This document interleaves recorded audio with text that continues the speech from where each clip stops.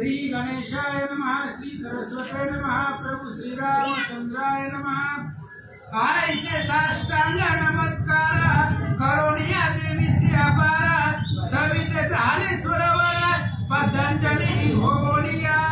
साष्टांग नमस्कार देवीला घातलेला आहे आणि हात जोडले पतंजली आणि हात जोडून त्यांनी प्रार्थना श्रवण करू लागले।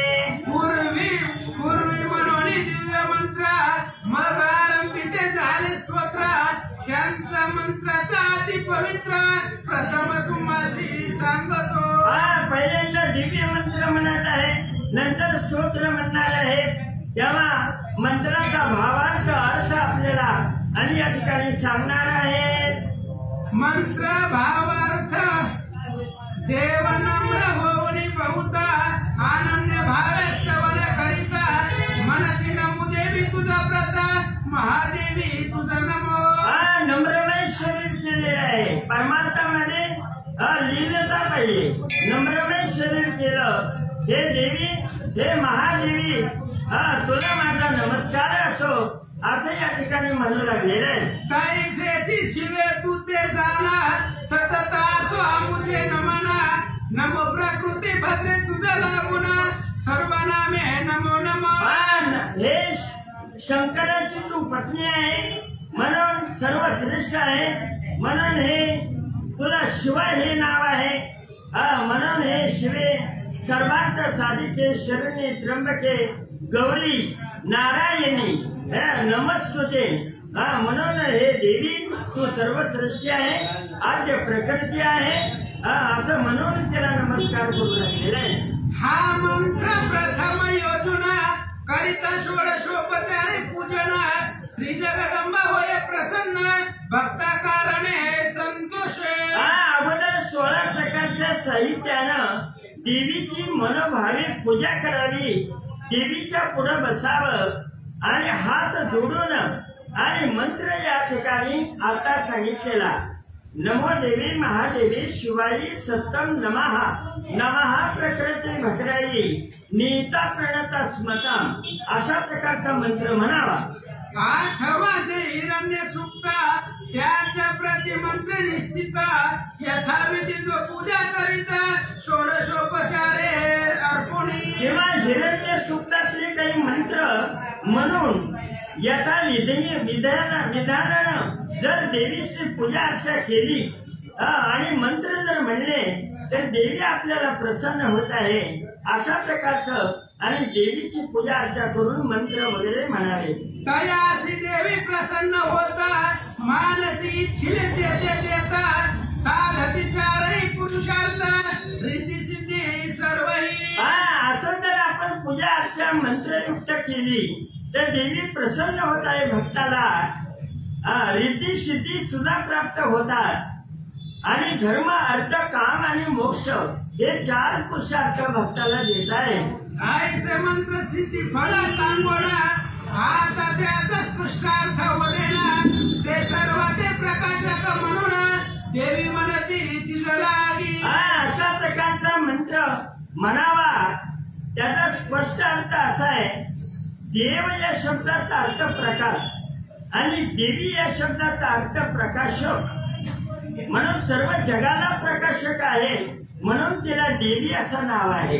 सर्व देवाहुनी वरिष्ठ यास्तव महादेवी नाम श्रेष्ठ शिवाची पत्नी असे स्पष्ट शिवानाम म्हणून सर्व शक्तीहून सर्वात वरिष्ठ आहे म्हणून तिला सर्वश्रेष्ठ अशा प्रकारचं म्हणतात।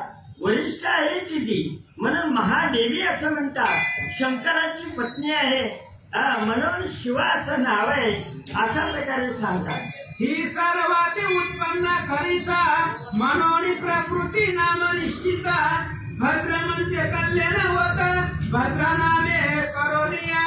सर्व चराचराला प्राणी मात्राला मनुष्याला सर्वांना जन्म देते प्रकृती आहे सर्वांना प्रकृती देणारी अशी ही देवी आहे म्हणून प्रकृती नाव आहे। भद्र म्हणजे कल्याण करणारी आहे म्हणून भद्रा देवी असं हिला नाव आहे. तुझ्या या सर्व नामे करुणा तुझं कारणे आमुचे नमन प्रतिनाम मंत्र जपून नमस्कार असो तुला अनेक नाम आहे, अनेक असणारा तू अवतार धारण केलेला आहे. म्हणून सर्व मंत्रानं नामानं अनेक प्रकारच्या आणि तुला नमस्कार असो असं म्हणतात.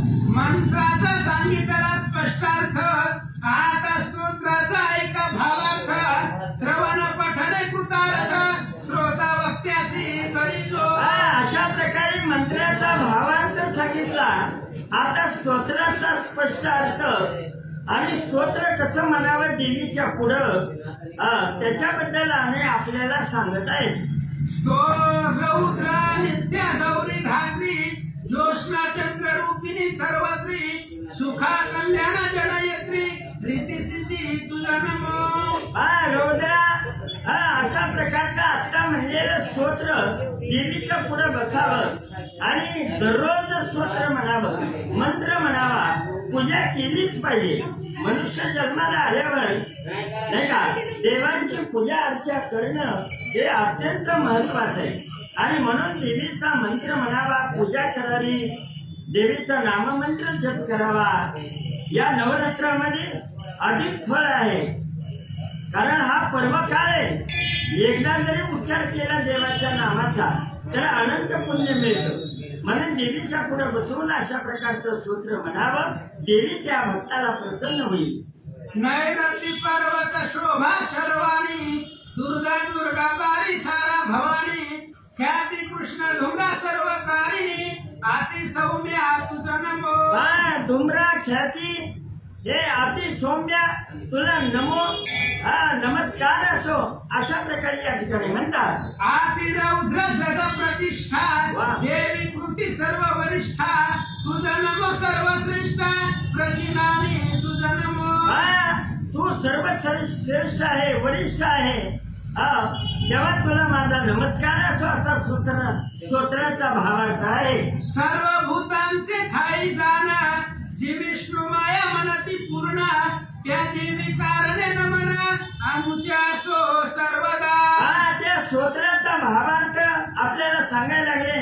सर्व भूत मात्रामध्ये आणि तू या ठिकाणी विराजमान आहे सर्व भूत मात्रामध्ये, म्हणून तुला माझा नमस्कार असो. जी सर्व भूतांचे ठाई चेतनाईचे मनती पायी तिचा कारणे लवलाई नमस्कार असो सर्वदा. सर्व भूत मात्रामध्ये चेतना रूपानं तूच आहे आणि म्हणून तुला आणि या ठिकाणी नमस्कार असो. अशा प्रकारे देवी सर्व ठिकाणी भरलेली आहे. म्हणून चेतना आपल्याला जी मिळते ना, देवळात जावं, पूजा करावी, हे अंतर्यामीची चेतना ही देवीचं असणारं स्वरूप आहे. जी भगवंताची विष्णू माया आहे हे सुद्धा तुझं स्वरूप आहे. तुला नमस्कार असं म्हणतात. आधीच कदंब सर्व भूती बुद्धी रूपे असे निश्चिती तिचं कारणे नमस्कृती प्रतिमंत्री असो की. सर्व भूत मात्रामध्ये आणि या ठिकाणी बुद्धीच्या रूपानं तुझं वास्तव्य आहे, म्हणून तुला माझा नमस्कार असो. जी सर्व भूती निरंतरा निद्रा रूपे राहिली स्थिरा तिचं कारणे नमस्कार आमुच्या शोध सर्वदा. सर्व भूत मात्रामध्ये या ठिकाणी असणारी निद्रा रूपेण संस्थिता सर्व या देवी सर्व भूतेषु निद्रा रूपेण संस्थिता नमस्तस्ये नमस्तस्ये नमो नमः. निद्रा रूप हे देवीचं स्वरूप आहे. तुला नमस्कार असो. जी चंद्रिका सर्व भूती सुधा रूपे झाली राहती त्या देवी कारणे निश्चिती नमस्कार मुझे सर्व. सर्व भूत मात्रामध्ये सुधा रूपानं आणि तुझं वास्तव्य आहे, म्हणून हे देवी तुला माझा नमस्कार असो असं म्हणतात. जी सर्व भूतांचे ठाई जाण छाया रूपे राहिली आपण त्या देवी प्रति नमन आमुच्या असो. सर्व भूत मात्रामध्ये छाया म्हणजे सावली आपल्या शरीराची आपल्या सोबतच आहे, शक्तीचं स्वरूप आहे, आधी माझी शक्ती आहे, निर्गुण निराकारी आहे, सर्व भूत मात्रामध्ये कार्य करत आहे शक्तीच्या रूपानं. म्हणून तुला माझा नमस्कार असं म्हणतात. जी सर्व भूती पाहे शक्ती रूपी राहिली आहे, तिचं कारण नमस्कार हे आमुचे असोद. सर्व भूत मात्रामध्ये शक्तीचं अधिष्ठान देवीचं अधिष्ठान आहे. म्हणून शक्ती रूपानं राहणारी इंद्रियामध्ये जी काही शक्ती आहे, म्हणून आपल्याला चालता बोलता येतं. इंद्रियाच्या ठिकाणी शक्ती रूपानं तुझं वास्तव्य, तुला माझा नमस्कार असो. जी भूती सर्व चंडिका कृष्ण रूपे असे देखा, तिचं कारणे असोत का नमस्कार मुझे. सर्व भूत मात्रामध्ये तृष्णा रूपानं किती माणसाला मिळाला तर वाढतच जातं, हे माया स्वरूप आहे. आणि म्हणून तृष्णा रूपानं तुझं वास्तव्य, तुला नमस्कार असो. जी सर्व राहिली सर्व भूती रूप धारण या शांती, नमस्कार अनेक तिचा प्रति आमुच्या शोधा सर्वदा.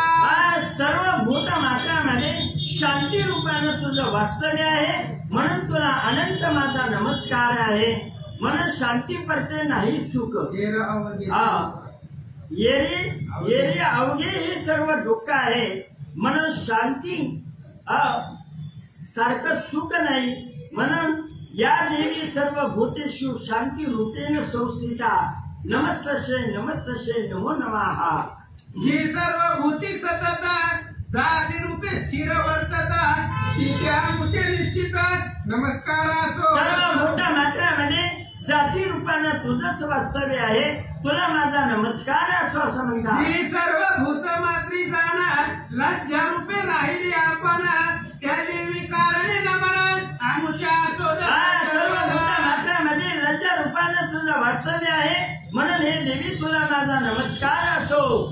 जे सर्व भूतांचे ठाई शांती रूप असे पाही, तिचं कारणे सर्वदाही नमस्कार असो.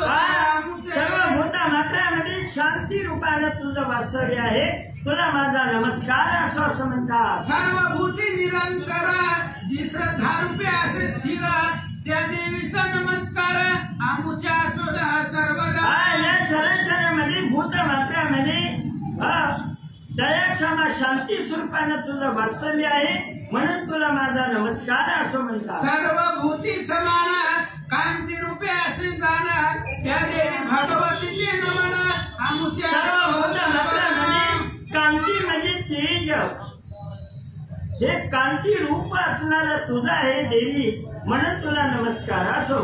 जी लक्ष्मी रूपे राहिली सर्व भूतांचे ठाई संचारली, त्या देवीचा असो वाहिली नमस्कृती. सर्व भूत मात्रामध्ये लक्ष्मी रूपानं तुझं वास्तव्य आहे, म्हणून तुला माझा नमस्कार असो. जी सर्व भूती चराचर वृत्ती रूपे असे स्थिर, तिच्या कारणे नमस्कार आमुच्या असो सर्वदा. सर्व भूत मात्रामध्ये मनुष्याची वृत्ती चांगली पाहिजे, आचरण चांगलं पाहिजे, त्याच्यावर परमार्थ आहे.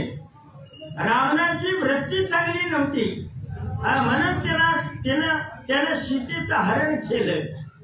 म्हणून वृत्ती चांगली असणं, किती जरी परमार्थ केलं, एखाद्याची वृत्ती जर चांगली नसेल तर त्याचा उपयोग नाही, सगळं व्यर्थ जातं. म्हणून वृत्ती रूपानं भूत मात्रामध्ये तुझं वास्तव्य आहे.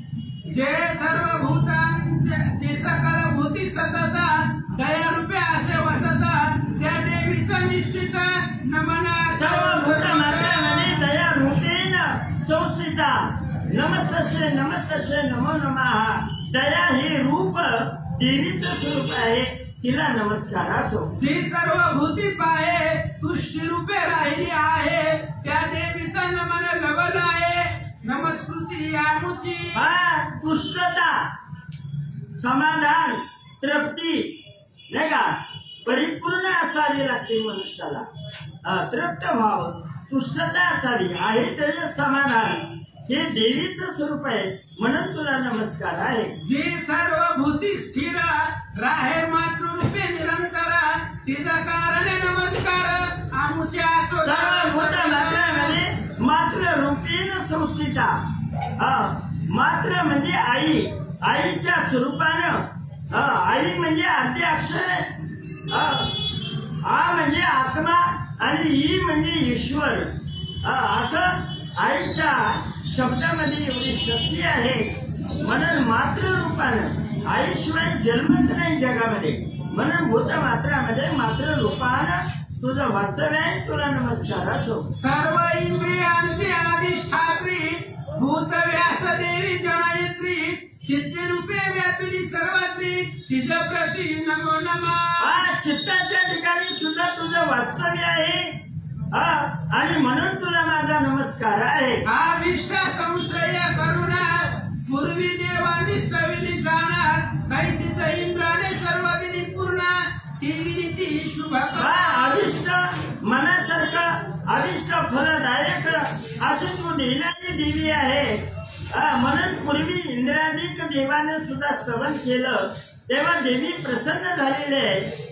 आणि म्हणून हे स्तोत्र देवीच्या पुढं सगळे देव एकत्र येऊन हिमालय पर्वतावर देवीला हात जोडून स्तोत्र मंत्र आणि म्हणून देवीला प्रसन्न करण्याचा प्रयत्न करत आहे. ती शुभ हेतू ईश्वरी जाणा करो आमचे शुभ कल्याण सर्व आपदांचे निरसन करो क्षण लागता. जेव्हा आमच्या आपदा या महिषासुर या ठिकाणी शुंभाला आमचा अधिकार घेतलेला आहे. राजा इंद्राचं इंद्रपद घेतलेलं आहे. तेव्हा आता आम्ही दीन झालो. आपदायक आम्हाला संकट सापडलेलं आहे. दुःख आहे आम्हाला देवी. तुझ्या वरदानानुसार आमचं दुःख नाहीसं कर, निवारण कर असं प्रयत्न आणि असं हात जोडून विनंती करतात. आता दैत्य प्रतापे करुणा तप्त होऊन केले नमना तरी एक क्षण येऊन सर्व दुःखे निवारी. आता आम्हाला पश्चाताप झालेला आहे. तेव्हा आता आम्ही या ठिकाणी तप्त झालेला आहे. तेव्हा आता देवी तुझ्याशिवाय आम्हाला पर्याय नाही. तुला कायेनं वाचेनं मनानं सर्व भावानं शरण आलेलं आहे. तेव्हा आता आमचं दुःख निवारण कर. तुझ्याशिवाय कोण आहे असं देवीला प्रार्थना करू लागले. मेघा ऋषी मने सुरथा देव आईशे सविता असता जानविष्णाला तत्वता पार्वती तेथे. मेघा ऋषी म्हणतात सुरत राज्याला ज्यावेळेला अशा प्रकारचं सगळे देव देवीची प्रार्थना स्तोत्र मंत्र म्हणत होते त्यावेळेला तिथं जानवी म्हणजे गंगेला नाव आहे. तेव्हा गंगेचं स्नान करायला पार्वती माता गौरी त्या ठिकाणी आलेली होती. ती बोलती झाली सुरांचे आम्ही येते स्थळीता कोणाचे तो तिच्या देहापासून त्वरिते स्त्री एका उत्पन्न झाली. विचारलं सगळ्या देवाला तुम्ही कोणाचं ध्यान पूजा अर्चा मंत्र म्हणत आहे. त्यावेळेला पार्वतीच्या शरीरातून एक महान अशा प्रकारची तेजस्वी अशा प्रकारची एक स्त्री निर्माण झाली. तीच महासरस्वती जाणार पार्वतीच्या देहापासून अवतार तिसरा घेऊन बोलती झाली ती येते. त्यावेळेला पार्वतीच्या शरीरापासून उत्पन्न झाली तीच महासरस्वती जगदंबा तिसरा अवतार घेतला. आई राधा महासरस्वती माता की जय. आणि पार्वतीला म्हणत आहे काय बोलत आहे. मने पार्वती ऐक निश्चिती देव हे माझी स्तवन करती शुंभानी रणक्षिती पराभविले मनोनिया. देवांना म्हणा त्या ठिकाणी सांगत आहे पार्वतीला की सगळे देव या शुंभ निशुंभाने यांचं राज्य घेतलं अधिकार घेतला आणि स्वर्गावर स्वारी केली आणि म्हणून हे मला शरण आलेलं आहे आणि हे माझं स्तवन करतात असं पार्वतीला सरस्वती देवीनं सांगू लागलेलं आहे. शरीर कोशापासून झाली मनोनी कौशिकी नाम पावली ती लोकी गायली शिवा मनोनी सर्वथा. शरीराच्या पार्वतीच्या शरीरापासून उत्पन्न झाली म्हणून तिला कौशिकी नाव आहे. शिवाची पत्नी झाली म्हणून शिवा अशा प्रकारचं सर्वश्रेष्ठ नाम तिला प्राप्त झालं. आईशी कौशिकी होता उत्पन्न पार्वती झाले कृष्ण वर्ण यास्तव कालिका नाम पाहून हिम पर्वती राहिली. अशी शरीरातून निर्माण झालेली पार्वतीच्या कौशिकी उत्पन्न झाल्याबरोबर पार्वतीचा रंग कृष्ण वर्णाचा झाला, काळा वर्ण झाला आणि हिमालय पर्वतावर कालिका म्हणून तिचं ठाणं झालं आणि जगदंबा म्हणून कालिका देवी या रूपानं या जगामध्ये प्रसिद्ध झालेले आहे. त्यानंतर ती महासरस्वती दिव्य रूप झाली धरिती त्रैलोकी तुझी स्त्री नाही निश्चिती कैसी नाही पाहता.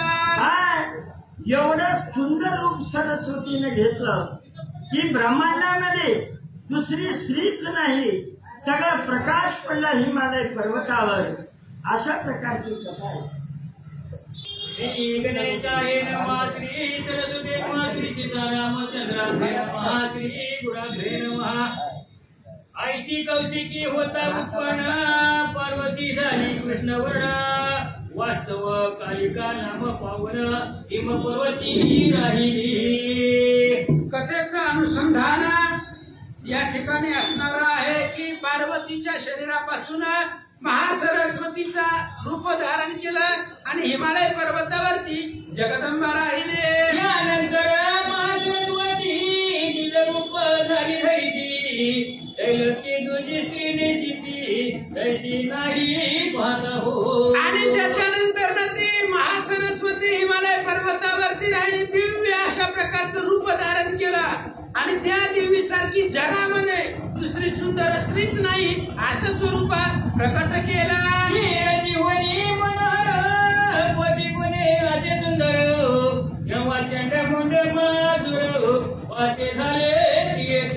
आणि ती देवी एवढी सुंदर होती तिच्यापेक्षा सुंदर जगामध्ये कोणीच नाही. आणि ती देवी त्या असणाऱ्या महासरस्वती हिमालय पर्वतावरती राहत असताना चंड आणि मुंड हे शुंभ निशुंभाचे असणारे सेवक श्रेष्ठ होते.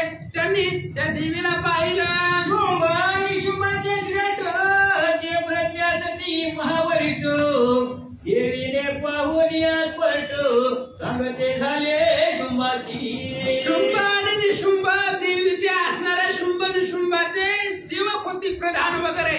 आणि त्यांनी त्या महासरस्वतीला पाहिलं पर्वतावरती.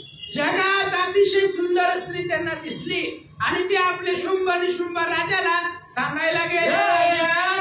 सुंदर श्रीरत्नाचे मनोहर हिमवंत पर्वतावर दयावरी पाहिले.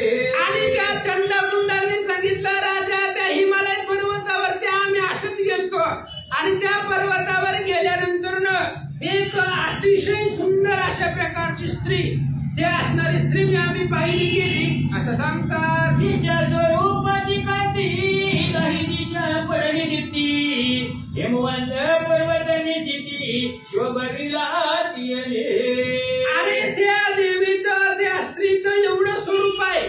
तिच्या स्वरूपाचं जे काही उजळ आहे त्या उजळानं दश दिशा सामावून गेलेले आहेत.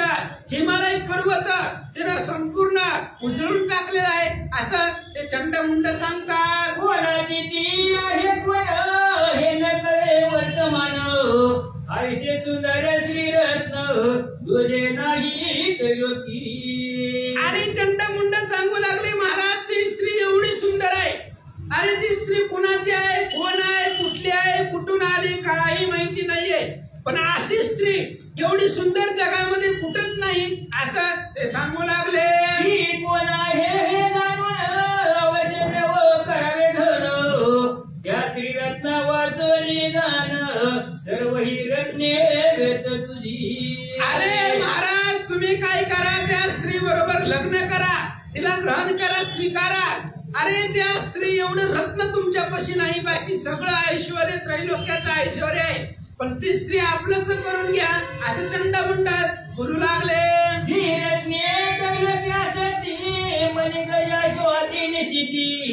ही सर्व तुझ्या शोभती सांप्रतकाळी अहो राजे साहेब तुमच्या घरामध्ये जी रत्न अशी आहे तर त्रैलोक्यात कुठंच नाही ती. आणि सकाळपासून संध्याकाळपर्यंत घरात पडली ती रत्न तुमच्या. त्रैलोक्याला दुर्धर अशा प्रकारची रत्न, मग हाती असेल, घोडे असतील, ते सगळं तुमच्या दारामध्ये शोभून दिसतात असं ते सांगू लागले. आणि इंद्रापासून रवत हे गजरत्न पारिजात भीतरोही नान उच्च सर्व हरितैसा. आणि त्या इंद्रापासून तू अनेक प्रकारची रत्न आणलेली आहेत. ऐरावत नावाचं हत्ती आहे, ते हत्तीसारखं रत्न आहे. पारिजातक नावाचं झाड आहे, उच्चश्रवा घोडा आहे. अशा प्रकारची रत्न स्वर्गावरनं गोळा केली. ब्रह्मदेवाचे अत्याद्भुत विमान रत्न आणले अंश वित्त जे कथित तव अंगणी दैत्येंद्रा. अरे बाबा, तू त्या ठिकाणी अनेक प्रकारचे असणारी ब्रह्मदेवाचा विमान आणलेला आहे, जे हंसासारखं अतिशय सुंदर दिसतं. ते विमान तुमच्या घरामध्ये राहतंय ठेवलंय असं सांगू लागले. जिंकणी त्वा कुबेराला महापद्म निधी आणला इंज किलकिनी अमलन मला दूध दिली समुद्रे. अरे त्या कुबेराबरोबर युद्ध केलं, कुबेराला जिंकलं आणि महापद्म नावाचा निधी रत्न घराला आणलेला आहे. आम्लान पुष्पमाळ आहे, जी कुबेरानं दिली, समुद्रानं दिलेली आहे, आणि ती माळा कधीही सुकत नाही. अशा प्रकारच्या माळा तुमच्या घरी आहेत. पंकजमाला शिवविवत जी कधीच नाही सुकत सदा राहे टवटवीत दिगला घातली आपुल्या. अरे दैत्येंद्र, शुंभ निशुंभ तुमच्या घरी एवढी इष्टिट आहे. त्या समुद्रापासून मिळालेली माळ तुमच्या गळ्यामध्ये आहे, तुम्ही स्वतः घातलेली आहे, जी कधी सुकत नाही, टवटवीत असणारी माळ तुमच्याकडे आहे असं ते चंडामुंडा बोलतात. वरुणाचे छत्र हे दान तुझ्याकडे अशा पण सर्वदा ज्यापासून सुवर्ण सृष्टी होत असे की. अरे बाबा, वरुणापासून तू त्या ठिकाणी अनेक प्रकारची रत्न आणलेली आहेत. वरुणाचं छत्र आहे तुझ्या घरामध्ये आहे, त्याच्यापासून अनेक सुवर्ण रोज त्या ठिकाणी तयार होतात. असं छत्र तुमच्या घरी आहे. रस्य प्रजापतीचा उत्कृष्ट रथामध्ये रथश्रेष्ठ तुझ प्राप्त झाला स्पष्ट जो वरिष्ठ सर्वाहुनी. दक्ष राजा आहे आणि त्या दक्ष राजाचा रथ तुझ्या घरामध्ये आहे, जो अतिशय श्रेष्ठ आहे, आणि ते रथ तुला प्राप्त झालेला आहे असं चंडमुंड सांगतात. मूर्तीची उत्क्रांती देणार शालिनी शक्ती दुस्तर वरुणाचा पाश सत्वर तव बंधुने आणि शुंभ महाराज काय सांगायचंय, मृत्यूला त्या ठिकाणी उत्क्रांती देणार, मृत्यूपासून सुटका करणार आपली, अशा प्रकारची असणारी शस्त्र अस्त्र शक्ती तुम्ही त्या ठिकाणी आणलेला आहे. वरुणाची पास आहे, ती सगळं तुमच्या भावानं आणले तर असं चंडमुंड बोलतात. समुद्री निघाले त्यांचे निकरो निसंगे आलोनी सत्वरो आपुल्यातही संदेविया. नाना प्रकारची रत्न आहेत जी समुद्रामधून निघालेला आहे. ब्रह्मशाप इंद्रासी झाला, रत्न समूह सागरी पडला. देवी दैत्य समुद्र मंथन आरंभिला, देवी दैत्य मिळून या. त्या समुद्र मंथनामधून अनेक रत्न निघाली, ते तुमच्या भावानं गिरावून आणले. नित्य नूतन अग्नी ऐसे तेजाय मन वस्त्र तो हे तुझं लागून अग्नी देता झालासे. अरे बाबा, शुद्ध आणि रोज नवीन अशा प्रकारचं कधी न मळणार टवटवीत तेजस्वी अशा प्रकारचं वस्त्र अग्निदेवानं तुम्हाला दिलं. या प्रकारे देवाला सर्व रत्नी आणले घरा श्रीरत्नावते ही सुंदरा घराचा हो नामिसी. आणि चंडामुंड देवीला त्या असणाऱ्या शुंभ निशुंभाला सांगतायत, जा ती स्त्री घरला घेऊन या.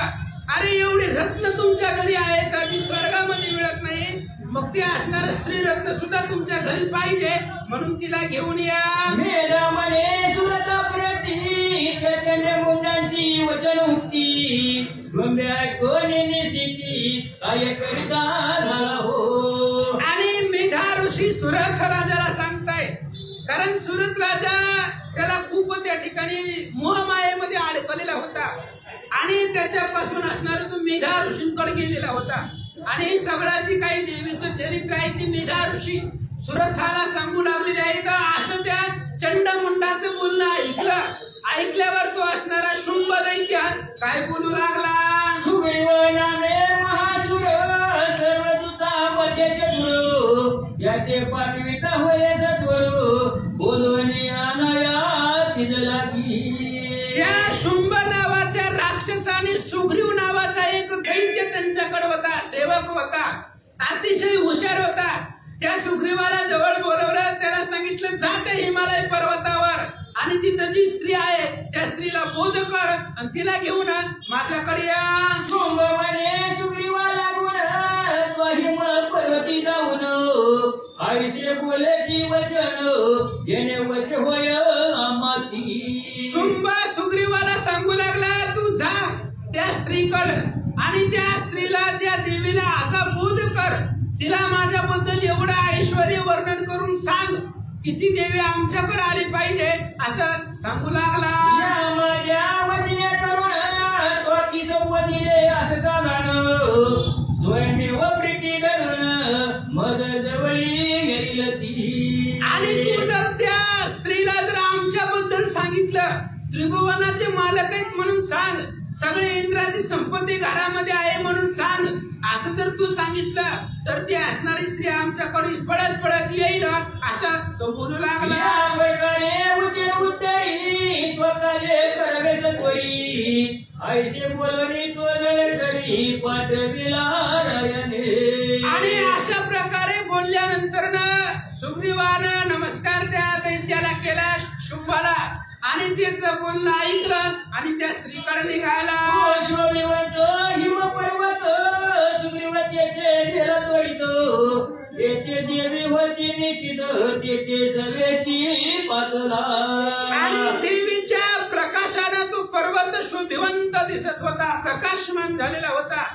आणि त्या पर्वतावरती सुग्रीव गेला आणि गेल्याबरोबर त्या स्त्रीला, त्या देवीला, महासरस्वतीला त्या सुग्रीवानं पाहिलं. बोलता झाला देवीला मुली म्हणे ऐक तू कल्याणी तू तरी येते आलो असे. आणि गेल्याबरोबर तो अतिशय गोड भाषेमध्ये मंजूळ वाणीनं नमस्कार केला आधी सुग्रीवानं आणि गोड मंजूळ स्वरामध्ये काय काय बोलतो ऐका. सर्व दैत्यांचा ईश्वर सोमनामा राजेश्वर त्याचा दूत असे मी. सुग्रीवानं सांगितलं ऐका, जो त्रैलोक्याला चराचराला अजिंक्य अशा प्रकारचा शुंभ सगळ्या दैत्यांचा देव आहे, तो सगळ्या दैत्याचा ईश्वर आहे, त्याचं नाव शुंभ राजा आहे आणि त्या शुंभ नावाच्या राजाचा मी दूत आहे असं सुग्रीव सांगू लागला.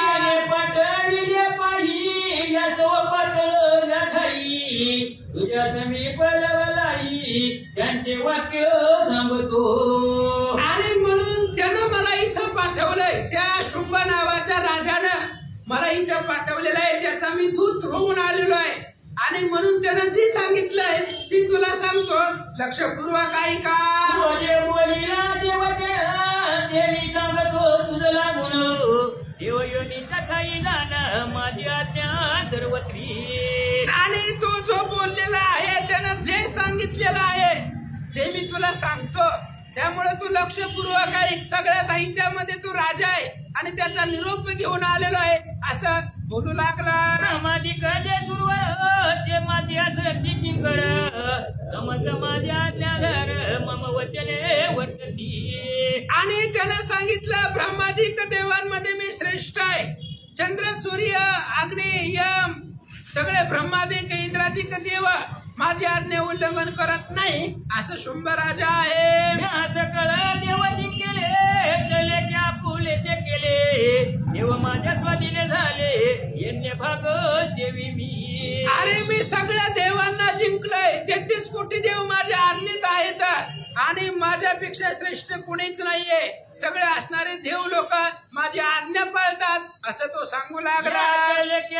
ठाईला असे श्रेष्ठरत्न येथे माझ्या ग्रही यवन शोभते झाले सर्वही. आणि सुग्रीव त्या जगदंबेला सांगू लागला, त्या शुंभानं असं सांगितलंय या त्रैलोक्यामध्ये जेवढी रत्न आहेत, जेवढी इस्टेट आहे, सगळे आपल्या घरी आहे आणि माझ्या अंगणामध्ये लोळते आहे, असं तो बोलू लागला. गजरत्न ऐरावत सर्व जगात श्रेष्ठ निश्चित देव मिळून या समस्त उच्च सर्व अर्पिला. आणि तू म्हणले ते असणाऱ्या सगळ्या हत्तीमध्ये श्रेष्ठ जो आहे तो ऐरावत आहे. तो ऐरावत मी इंद्राकडून आणलेला आहे. पुन्हा उच्चश्रवा नावाचा घोडा आहे आणि त्या सगळ्या देवलोकांनी मला घाबरून तो उच्चश्रवा माझ्याकडे दिला, असा तो सुग्रीव सांगू लागला. ऐशीचे देव गंधर्वाच्या ठाई सर्व दानव देवग्रही जेव तो रत्ने सर्वही ही माझीच असती निर्धारे. म्हणून आता सुद्धा जे देवांच्या घरी आहे, गंधर्वाच्या घरी आहे, यमाच्या घरी आहे, ते प्रत्येक रत्न आपलीच आहे. धोका मी सांभाळायला दिली त्यांना, ती सगळं आपलीच आहे, माझ्याच नावावर आहे, असं तो बोलू लागला. रत्नामध्ये वरिष्ठ दुसरी रत्न असती श्रेष्ठ आयुष्या मी मानितो स्पष्ट तरी आता एक करी. म्हणून सुग्रीवानं सांगितलं, जगामध्ये जेवढी सगळी रत्न आहेत त्या सगळ्यामध्ये तू एक रत्न आहे आणि तू अतिशय सुंदर आहे. तुझ्या पुढे सगळी रत्न फिक्की आहेत असं मी ओळखलं शुंभानं, म्हणून मला तुझ्याकडे पाठवलंय, असं बोलू लागला. भोगते आम्ही बरावे या तू आम्ही वरावे आम्ही तुझ्या लागी सेवावे हेची एक योग्य जनी. म्हणून ऐक, जगामध्ये योग्य असंच आहे. काय आम्ही रत्न भोगते आहोत, जेवढी रत्न आहेत त्या रत्नांचा भोग घेणारे आम्ही आहोत. म्हणून तू सुद्धा स्त्री एक रत्न आहे, म्हणून तू सुद्धा आमच्याकडे यावं, अशा प्रकारे शुंभानं सांगितलं. मात्या तू बंधुनी शुंभाते तुझची योग्य सेवनाते आम्हा वाचोनी तलक्याते तुझं योग्य कोणी असे ना. सुग्रीवानं सांगितलं, आई तुला जो आवडेल त्याच्या बरोबर लग्न कर, आमची बळजबरी नाही. मी आवडलो शुंभ, माझ्या बरोबर कर, किंवा माझा भाऊ निशुंभ आहे, आमच्या दोघांपैकी कुणी बी तुला आवडेल त्याच्या बरोबर तू त्याचा स्वीकार कर आणि ऐश्वर्याचा भोग घे, असं सुग्रीव सांगू लागला. प्रक्रमी दोघे जण तू चंचल पांगी योग्य रत्न माझ्या परिग्रहे करून सर्व ऐश्वर्य पावती. सुग्रीव सांगू लागला, त्या शुंभाचं म्हणणं असं आहे की आम्ही सगळं जगामध्ये आम्ही श्रेष्ठ आहोत, आम्ही दोघे जण पराक्रमी आहोत आणि आमच्या आधिपत्याखाली तो आमच्या दोघांपैकी एकाचा स्वीकार कर आणि त्रिभुवनाची मालकीण होशील, असं ते सांगू लागले. ऐशे जाणून विचार करी मजला की येऊनी वरी तो पट मैशी निर्धारी प्राणेश्वरी होशील ती. अरे बाबा, तू इथं ये, हिमालय पर्वत सोड, आमच्या राजधानी नगरीला ये, माझ्या बरोबर लग्न कर आणि माझा प्राण झाल्यानंतर न पुन्हा जगामध्ये सगळं जी काही भोग आहेत ते तुला सेवन करायला मिळतील, असं तो सांगू लागला. म्हणे सुरदादान तुझाचे ऐकुनी भाषण दुर्गा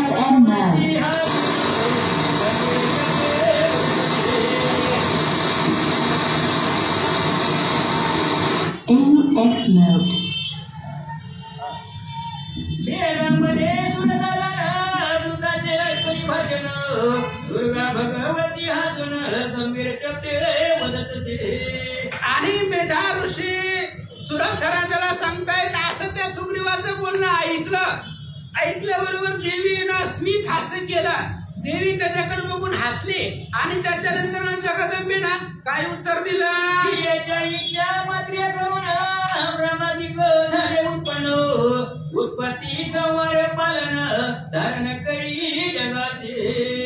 तीच जननी अंबा आणि तिच्यापासून हरिहर उत्पन्न झालेली अशी ती जगदंबा आहे. जिच्या इच्छा मात्रेनुसार तिन्ही देवाला जन्मवणारी आणि तिन्ही देवाचं प्रगटीकरण करणारी ही जगदंबा आहे. आणि ती जगदंबा हसली आणि त्या सुग्रीवाला हिरा गंभीरवाणीनं काय उत्तर दिला.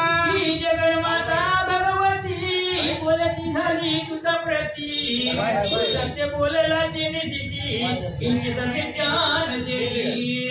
आणि त्यावेळेस सुग्रीवानं त्या देवीनं सांगितलं, सुग्रीवाला धुताला म्हणले, हे बघ, तू जे बोललेला आहे, तुमचा राजा जो बोललेला आहे ते सगळंच सत्य असेल, याच्यामध्ये खोटेपणा काही नाही. राजेश्वर तो शुंभ दैत्य जगदंबाची असे थोर तैसाची त्याचा बंधू सादर दोघे समर्थ असती आणि त्यावेळेस तसा तुमचा राजाही आहे, तो आता जसं सांगितलं कसा आहे, त्याचा भाऊही तसा आहे. मला तुमच्या पराक्रमाबद्दल तुमच्या पुरुषार्थाबद्दल शंका नाही आहे. अशा पद्धतीने जगदंबा सांगतात राजेश्वर तो शुभदैत्यपती असे थोर तैसाची त्याचा बंधू सादर दोघे समर्थ असती आणि त्रैलोक्याचा राजा आहे तो शुंभ आहे. मी त्याच्या पराक्रमावरती काही बोलत नाही, तो असेल. आणि त्याचा भाऊही त्याच पद्धतीने पराक्रमी आहे. त्रिभुवनाचे तुम्ही राजा आहेत असं जगदंबा बोलतात. परंतु जरी हे मनसी पुनीत समते वेगेसी दैवत प्रतिनेसी करुणी कुंजले सत्यकी. सुग्रीवा, तू यायला उशीर केलाय. तू जर लवकर आला असता तर मलाही जर आधीच कळलं असतं शुंभ आणि शुंभ एवढे बलवान आहे तर मी प्रतिज्ञाच केली नसते. मी आता प्रतिज्ञा केलेली आहे. आता मी अगोदर जर ऐकलं असतं त्यांचं वर्णन तर मी प्रतिज्ञेमध्ये गुंतलेच नसते असं जगदंबा बोलते. पूर्वी अल्प बुद्धी करून प्रतिज्ञा मी केली नान तुझा सांगते तुझा लागून उपाय येते सुचेना. ऐका सुग्रीवा, ऐक म्हणले मी व्यर्थ प्रतिज्ञा केली आहे. पण आता काय, प्रतिज्ञा केली म्हणल्यावर प्रतिपाळ करावा लागेल. म्हणून आता याच्याबद्दल तुला एक मधला मार्ग सांगते, ऐका. मला कीर्ती जिंकले सत्वड त्वची करील निश्चय बोलो आईच्या प्रतिज्ञेशी साधार मिथ्या कैसे करावे. आणि जगदंबेनं महासरस्वतीनं सुग्रीवाला सांगितलं माझी प्रतिज्ञा व्यर्थ करता येत नाही. हे बघ, माझी प्रतिज्ञा अशी आहे, जो मला युद्धामध्ये जिंकल, माझ्या बरोबर युद्ध करून जो जिंकल त्याच्या बरोबर मी लग्न करील, अशी माझी प्रतिज्ञा आहे. जगदंबा बोलतात. भस्मात येते येऊन शुंभानी शुंभ दोघे जण शिवरविधी मध्ये कोणा पाणी ग्रहण करत का. म्हणून त्या शुंभाने शुंभानं इथं यावं, माझ्या बरोबर युद्ध करावं, मला जिंकावं आणि मग मी त्यांचा स्वीकार करील असं जगदंबा सांगतात. बोलायच्या टिकेते व्यक्त करावं कैशी जाते मला पुढे एकही वाक्याचे बोलू नको देवी तू. सुग्रीवाला राग आला. सुग्रीवानं सांगितलं काय बोलायला लागले. अरे ती शुंभ आणि शुंभ कुठं, इंद्राला ब्रह्मदेवाला विष्णूला जिंकलेले त्या राजेश्वर येतात आणि त्यांच्या बरोबर तू युद्ध करायला लागले. असं आता मला काही बोलू नको असं तो सुग्रीव बोलू लागला.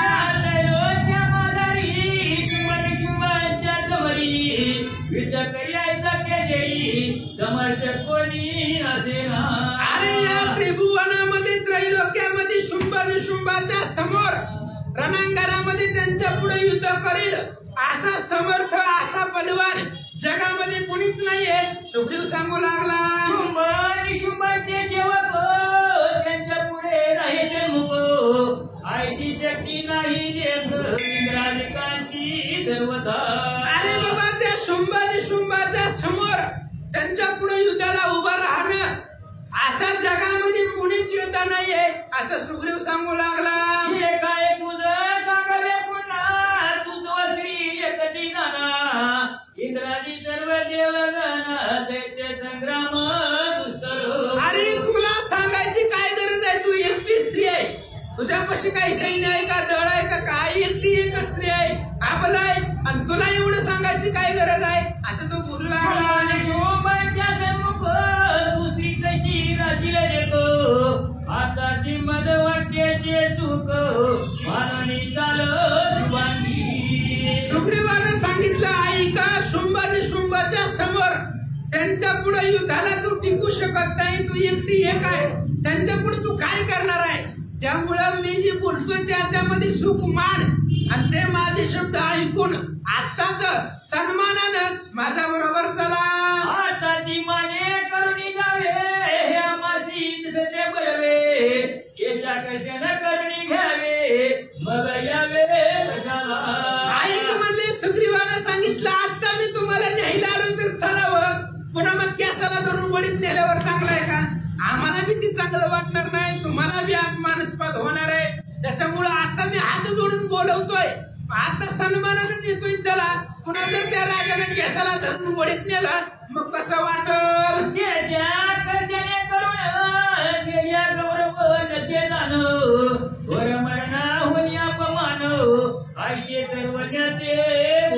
सुग्रीवाने सांगितलं हुशार हुशार वृद्ध वृद्ध लोक सांगताय मान सन्मानाने घ्यायला आल्यावर जावं, पुन्हा जर केसाला धरून वडीत आणलं तर गौरव नाही, त्याच्यामध्ये अपमान आहे आणि तो अपमान मरणापेक्षा सुद्धा गहन आहे.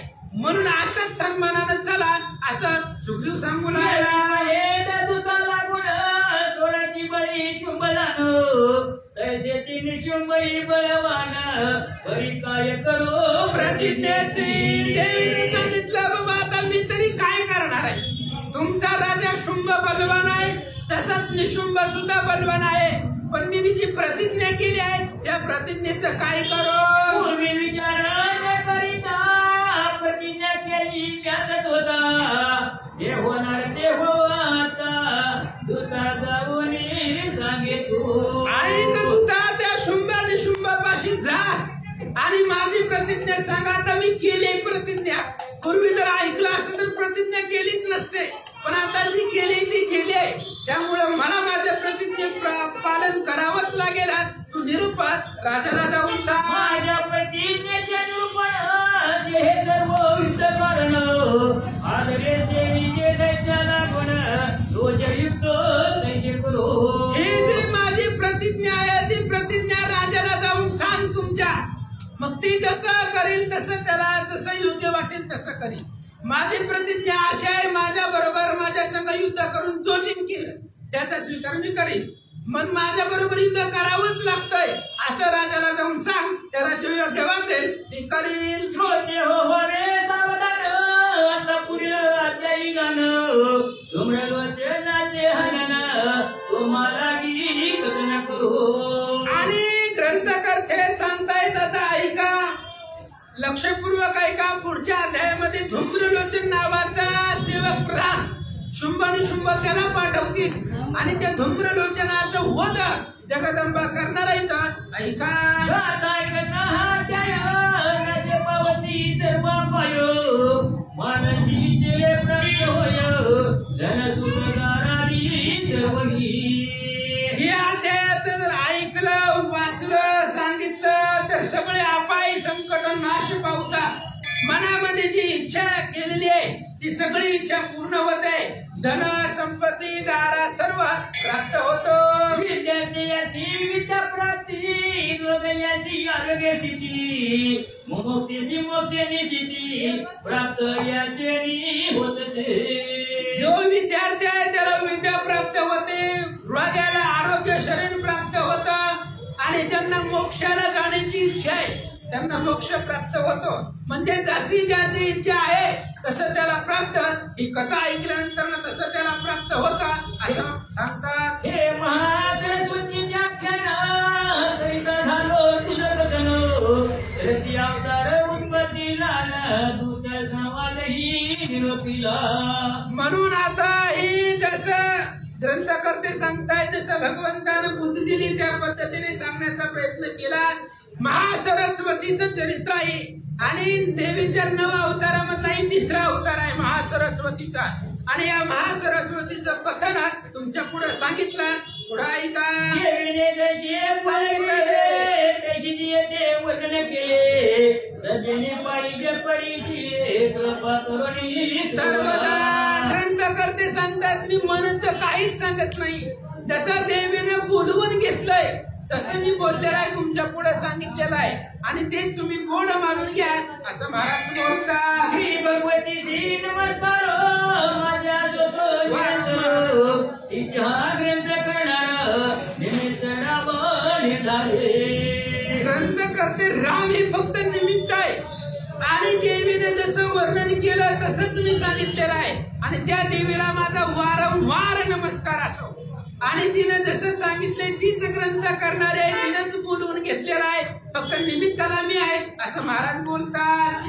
श्री मार्केले पुराणे सावली के मनवंतरे देवी भगवती महात्मे महाश्रेष्ठ व्याख्याने दिव्य अवतार दूत संवाद निरूपण पंचमाध्याय पूर्ण श्री जगदंबार्पण वस्तु कुंडली कवरधारी